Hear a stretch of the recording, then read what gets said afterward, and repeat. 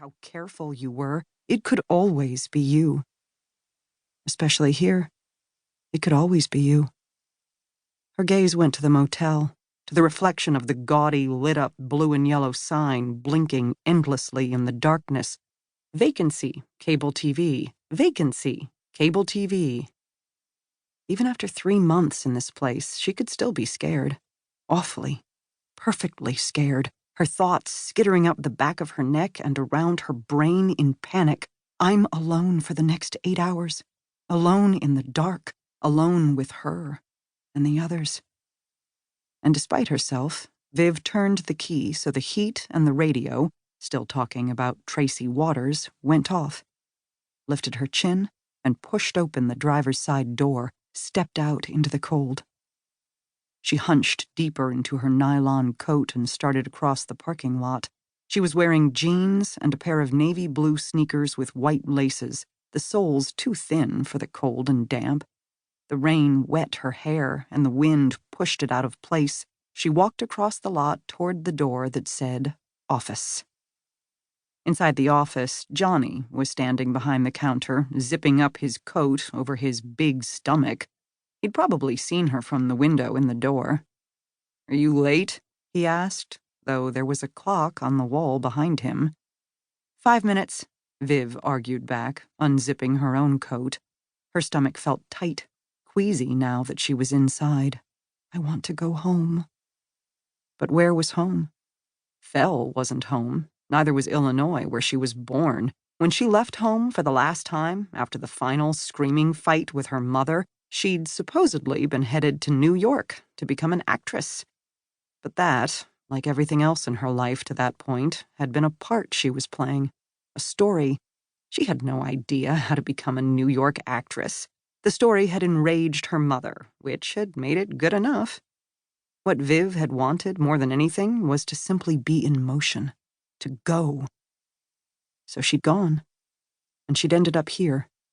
Fell would have to be home for now. Mrs. Bailey is in room 217, Johnny said, running down the motel's few guests. She already made a liquor run, so expect a phone call anytime. Great, Viv said. Mrs. Bailey came to the Sun Down to drink, probably because if she did it at home, she'd get in some kind of trouble. She made drunken phone calls to the front desk to make demands she usually forgot about. Anyone else?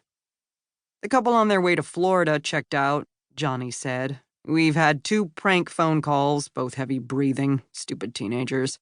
And I wrote a note to Janice about the door to number 103. There's something wrong with it. It keeps blowing open in the wind, even when I lock it.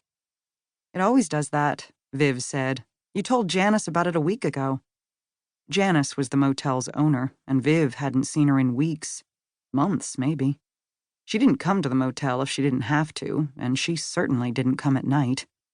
She left Vivian's paychecks in an envelope on the desk, and all communication was handled with notes. Even the motel's owner didn't spend time here if she could help it. Well, she should fix the door, Johnny said. I mean, it's strange, right? I locked it. Sure, Viv said. It's strange. She was used to this. No one else who worked at the motel saw what she saw or experienced what she did. The things she saw only happened in the middle of the night. The day shift and the evening shift employees had no idea. Hopefully no one else will check in, Johnny said, pulling the hood of his jacket over his head. Hopefully it'll be quiet. It's never quiet, Viv thought, but she said, yes, hopefully.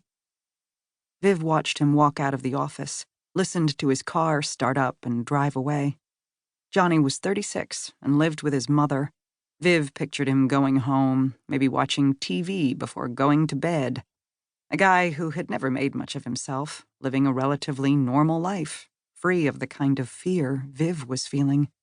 A life in which he never thought about Tracy Waters, except to vaguely recall her name from the radio. Maybe it was just her who was going crazy. The quiet settled in, broken only by the occasional sound of the traffic on number 6 road and the wind in the trees behind the motel. It was now 11:12. The clock on the wall behind the desk ticked over to 11:13. She hung her jacket on the hook in the corner. From another hook.